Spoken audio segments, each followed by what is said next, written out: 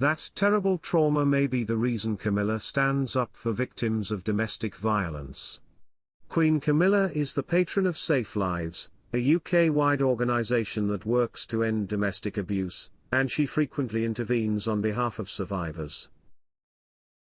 Welcome to Royal Pancakes. Please don't forget to subscribe and click the notifications bell, so you don't miss anything about the British royal. However, the motivation behind her significant efforts has never been made public. It is believed that a devastating family trauma may be one of the reasons Queen Camilla is so passionate about the issue. For years, the monarch has worked to support victims of domestic abuse and to end the taboo surrounding the topic. Camilla stated that everyone has a role to play in bringing attention to the issue, supporting survivors, and being inspired by them during a speech to commemorate the UN Day for the Elimination of Violence Against Women in 2020.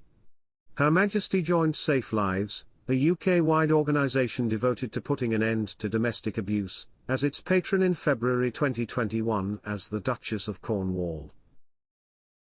Camilla also paid visits to Refuge and Women's Aid in the UK, and she hosted a reception at Clarence House last year to celebrate Refuge's 50th anniversary. She has also participated in domestic abuse roundtable discussions in Australia and New Zealand over the years. She said, "We, the women and men of the Commonwealth, stand with victims and survivors who, despite the temptation to hide away in silence, speak up so that others know they aren't alone," at a Violence Against Women and Girls event at Chobham 2022.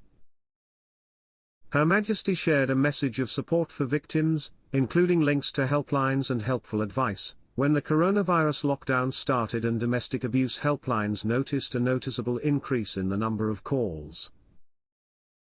She has also worked for over 10 years to draw attention to organizations that assist rape and sexual assault victims.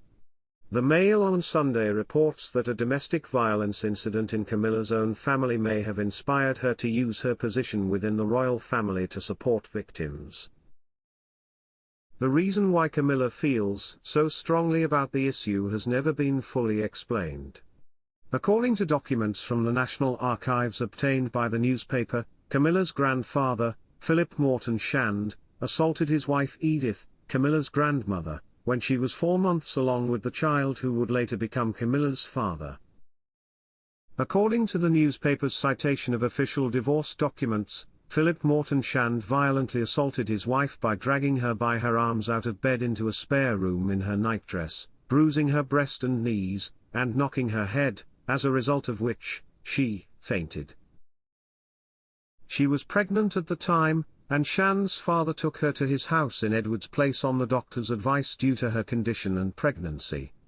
After that, Shand enlisted in the Royal Fusiliers, leaving Edith to give birth to their son by herself. According to the Mail on Sunday, 3 years after that, Camilla's grandfather consented to being found by a private detective in a room at London's Strand Palace Hotel with an unidentified woman.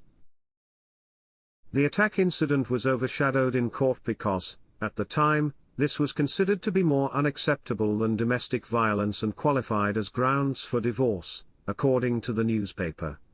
Later, when her divorce from Shand was finalized, Camilla's grandmother married Charles Tippett, a former infantry officer.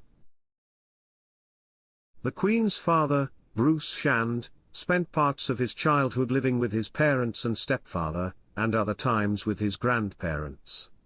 The daughter of an Indian police administrator was the woman Camilla's grandfather later wed, but their marriage only lasted a few years because the woman successfully filed for divorce in 1924 on the grounds of cruelty, adultery, and desertion.